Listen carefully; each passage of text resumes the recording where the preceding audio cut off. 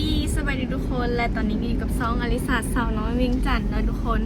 มื้อนี้เนาะจะพาทุกคนไปเบิงตลาดในช่วงเศรษฐกิจตอนนี้ณปัจจุบันเนาะทุกคนคืออลิสาบ่ได้เคยไปถ่ายอัปเดตตลาดให้เบิงโดนแล้วก็เป็นตลาดตัวนี้ก็คือจะเป็นตลาดปลอดสารพิษนะทุกคนอลิสาคันทุกคนเคยเบิงคลิปอลิสาเนาะอลิสาเคยไปถ่ายหลายปีที่แล้วน่าจะ3-4 ปีแล้วทุกคนโดนแล้วเนาะเดี๋ยวมื้อนี้เราจะพาทุกคนไปแต่ว่าตอนนั้นเขาจะไปช่วงเช้าเนาะเขาไปแต่เช้าเลยแต่ว่าตอนนี้เป็นเวลา11 โมงแล้วทุกคนแต่ว่าตลาดเขาจะยังโมปิดเนาะมันจะเป็นขายจนฮอดประมาณ12 หรือ 1 โมงแล้วเขาเจ้าก็เลิกแล้วเขาก็จะไปซอกเบิงเนาะมันจะมีผักที่เขาเจ้าขายกับไผ่ที่ว่าอยากจะกลับไว้ค่ะแล้วก็อาจจะเลี้ออกอย่างที่นะทุกคนแต่ว่ามื้อนี้วันเสาร์คือคนจะไปขายเครื่องหลายนี่นะทุกคนแม่อลิสาก็จะไปนะเนี่ยโดยสบายดีตลาดเด้อคือแม่อลิสาจะไปทุกอาทิตย์อยู่แล้วมันบ่แม่ข้าเจ้าขายอย่างเนี้ยก็เดี๋ยวนี้มีอีหยังแบบใหม่บ่หรือว่ามีแต่อันแบบมีหลายมุกไปเบิ้งไปติดตามเบิ้งในคลิปเลยก็ได้โบสร้างเสบอกมันมีแต่ครบทุกอย่างมันมีเป็นบูธเป็นอีหยังอย่างคือมื้อนี้เขากับไม่ได้ตั้งใจจะไปตลาดแล้วแต่เบิ่งสุดกางเกงนี่เดี๋ยวจะถ่ายทางให้เบิ่งเนาะตอนนั้นก็คือไอเต็กเป็นตลาดไอเต็กตอนนั้นเขามาตอนนั้นมันจะเป็นทางดำแต่ตอนนี้มันเป็นทางคอนกรีตแล้วก็ทางหน้ายังเขาเจ้าเฮ็ดทางใหม่ทุกคนมันก็เลยแบบเป็นแนวนั้นมีวัวแล้วเส้นที่ไปจะออกกำลังกายแต่ละมือจุดนี้คือเส้นบึงทันหลวงทำกับยูไอเต็กนี่ขี่ไปประมาณ5 นาทีก็พอละตลาดใกล้ๆแป๊บเดียวช่วงตอนเช้าก็ตอนแรงคนจะมาออกกำลังกายแต่ว่าตอนนี้ช่วงนี้อากาศอากาศร้อนแล้วก็มีฝุ่น PM เนาะทุกคนเบิ่งเห็นควันแบบมัวๆสินะมันเป็นฝุ่น PM หมดเลยในคนที่ว่าลดลงมาจากเคยออกอากาศแบบบ่ค่อยนั้นบ่เลย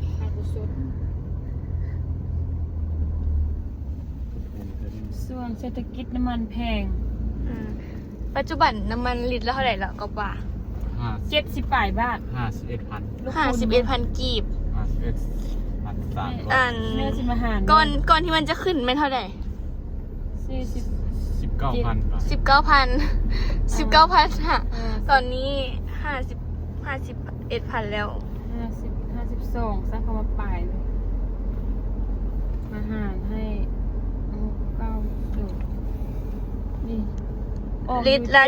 75 บาท75 บาทคนไทยเอิ้นน้ำมันอย่างก่อดีเซลอ่ะเป็นอย่างดีเซลเบนซินตัวนี้เจ้าตะกี้เบนซินเอสซังนะเอสซังเนาะมันจะถือก้อนมันจะแพงก้อนน่ะดีเซลเนาะบ้านในสุดท้ายมันมากับกันเพราะว่าคนไซส์ดีเซลหลายดีเซลกับเบนซินว่ะคือแบบคนลาวบางจำพวกจะไปใส่ยูไทยเพราะว่ายูไทยถือก่อนแล้วก็บางคนก็จำเป็นเนาะต้องได้ใส่ยูลาวแล้วก็ช่วงนี้ก็คือต้องได้ต่อคิวยาวแบบนี้บริโตแล้วน้ำมันขาดช่วงนึงช่วงอาทิตย์ก่อนน้ำมันขาดช่วงนี้และอาทิตย์นี้น้ำมันขึ้นอย่างสูงเลยทุกคนพุ่งอย่างแรงเลยจะออกกำลังกายโอเคทุกคนเดี๋ยวจะไปเจอกันอยู่ที่ตลาดเนาะว่าอัปเดตกันว่าตลาดสิมีอีหยังที่ราคาเท่าใดและมาเบิ่งกันว่ามื้อนี้เขาจะเอาตลาดเท่าใดเนาะราคาจะได้เครื่องหลายสำใดโอเค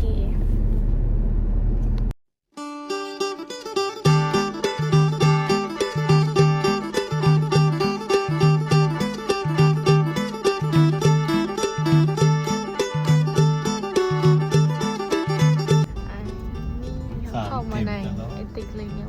ถ้าข้างก็จะเป็นบิ๊กซีนะทุกคนนี่ไอซาเคยมาเห็นคลิปอยู่มาลองบิ๊กซีแต่ว่าตลาดมีมองนั้นเนาะเป็นเต็นท์อยู่หันค อนเสิร์ตได้มือแรงนี่คอนเสิร์ตแบบว่าเขาจะลิ่นน้ำอะนะ มีลำไยโบลำไยให้ทองคำหนุ่มกะลา มือแรงนะ แม่น มาที่เฮา โอ้ย นี่ก็เป็นว่าจะเอาไปก็เลยจะทำนี่วันนี้ก็ได้มีบนจอดมีบนทางก็ได้ ปนเลยรถไหลมาตลาดเขาเจ้าก็เกี่ยมแบบใส่กินเลี้ยงเนาะแม่เนาะ แม่เรื่องกินยังไม่เขากินกันแล้วนะนี่นะจะก็มอดรถแล้วก็เจอเดี๋ยวนี้ท่า กันเทศไอจ้าทุกคนลงแดดอยู่ลาวนี่กับฮ้อนบ่แพ้ประเทศไทยหรือฮ้อนคือกัน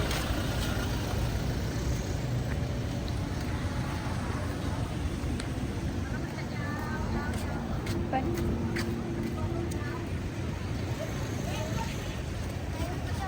น้องไทยไปบอก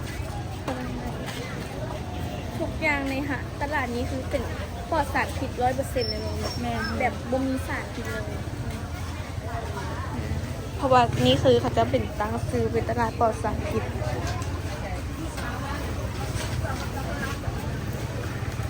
อันนี้เขาจะเปิดแต่วันพุธกับวันเสาร์นะทุกคน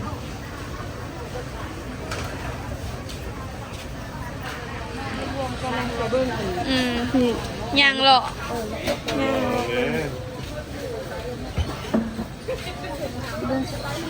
ยัง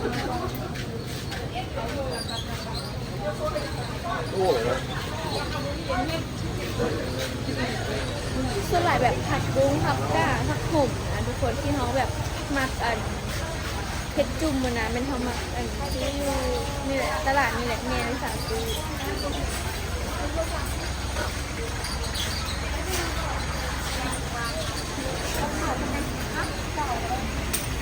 เด็ดแบบที่ทุกคนเห็นมันบางๆคือเขาเจ้าขายไปหลายเลยแล้วเนาะเพราะว่าตอนนี้มันสวยแล้ว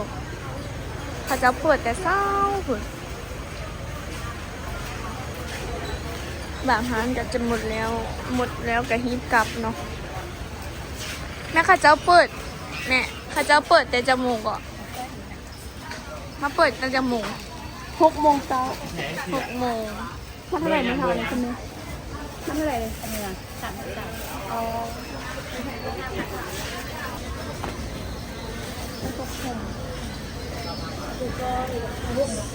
ส่วนใหญ่เขาเห็นจะเป็นผักหกผักบง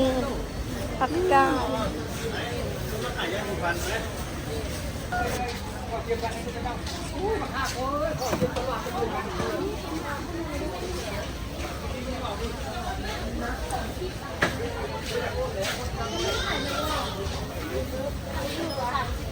หลายแห่งทุกคนคือจะมีเขาจะปลูกเนาะจะมาจากแถวหาดซ้างอยู่แถวว่าหลัก40 บอลต้อมเป็นน้ำตาลแถวๆนั่นแหละทุกคน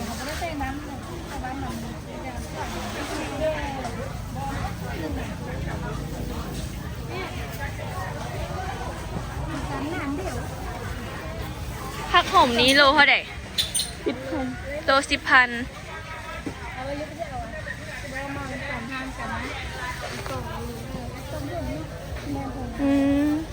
ป้าบางหุงแล้วมันนั่นเนาะ เลย10,000ให้ไป มักแตงอันนี้ถุงอันนี้ไข่อะไรหนูถุง10,000ทุกคนมะเขือถุงซ้ำนี่เนาะ10,000สลัดเด็ก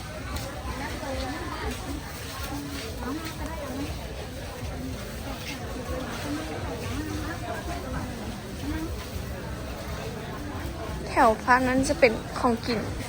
ซุกกับพวกซีนพวกป่านะ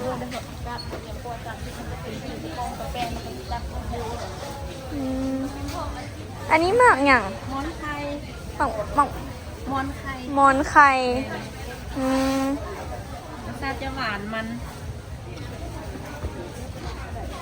นี่ทุกคนปลอดสารพิษอีหลีเนาะนี่จะไม่ได้มีสาร เขาถามในอันสวนแมันอยู่ใส่ปลูก ค่าสร้าง หาสร้างไปเลยแบบอยู่นี่ มีแต่ค่าหลังที่มา โอ้ในทุกคนปลอดสารพิษอีหลีเลย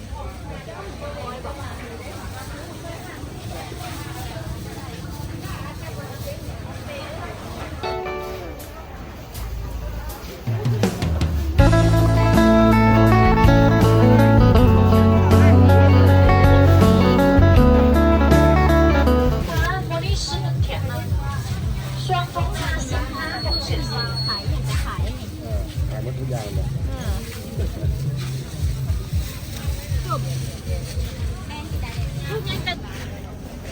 อันนี้คืออีกโซนหนึ่งฟากหนึ่งอะทุกคนตัวนี้จะเป็นพ่อค้าไหมคะสาวขายที่อยู่ในเวียง ส่วนนั้นจะเป็นแบบว่า เป็นที่เขาเจ้าใส่สีเขียวนะคือเขาเจ้ามาเป็นแบบทีมงานนะ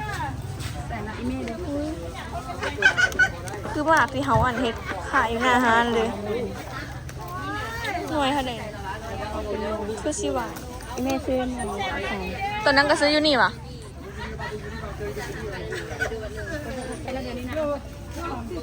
นี่ทุกคน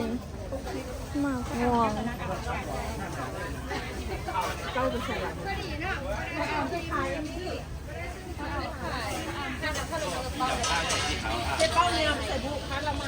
ะโวคาโดงามแฮงอันนี้โลเท่าไหร่ตัวนี้ก็60 บาท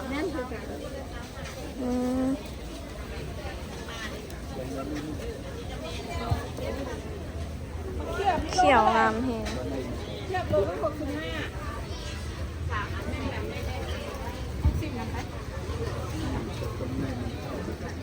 ฝั่งนี้ก็จะมีหมักไม้แล้วก็เป็นข้าวสารอาหารแห้งนะฝั่งนี้เขียบถุงเท่าไหร่30 ตัวนี้ดิ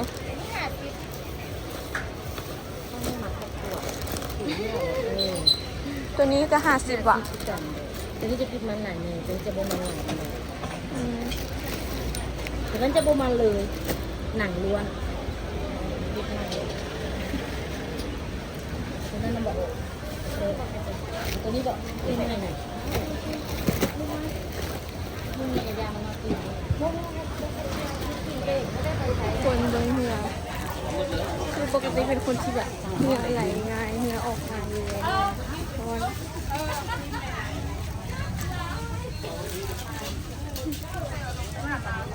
เมื่อกี้ยังรอได้เทียบหมูเนาะทุกคนเทียบหมูชุบได้เนาะมากเลยสวยเลย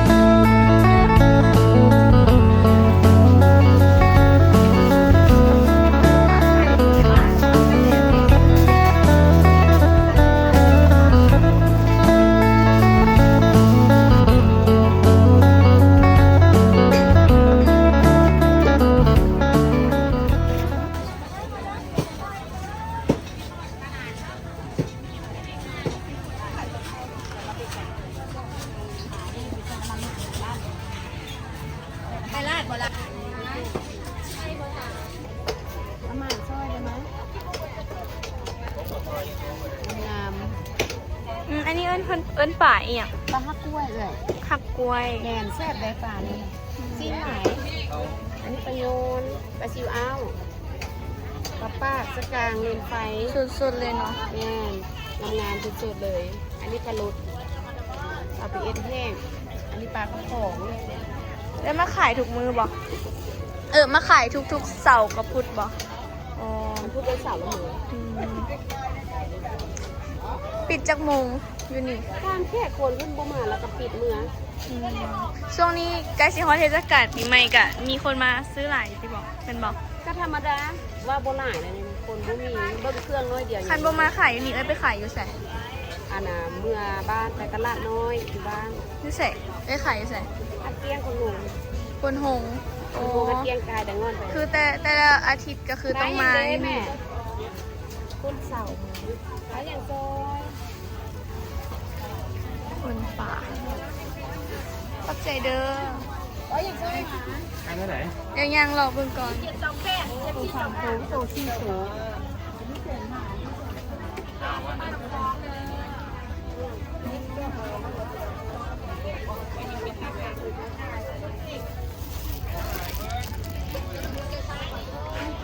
เลาะลงให้เพิ่น 10,000 อันนี้ขายนะเดี๋ยวนี้แม่ คิดดู20,000 ขีด1,000 มันอ่อนขนาดดีนะมันอ่อน นี่ไก่อ่ะอันนี้เป็นตกจริงแล้วอันเท่าไหร่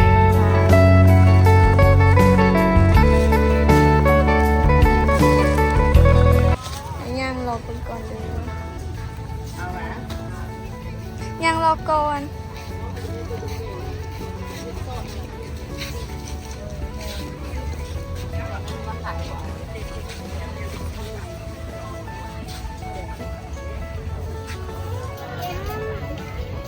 ตาใหญ่เฮีย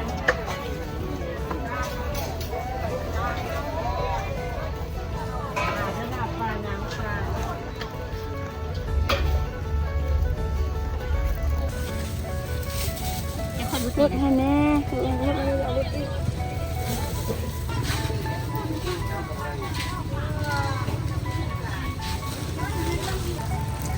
้อนมากเดี๋ยวเขาจะซ้อซื้อสาลีแล้วก็สีอันนี้กลับแล้วนี่ทุกคนตอนนี้ก็หลายๆร้านก็ขายไปเบิดแล้วแล้วเขาก็ใกล้สิกลับแล้วนี่ อันนี้คือที่เขาได้มื้อนี้เดี๋ยวกลับฮาเนาะจะ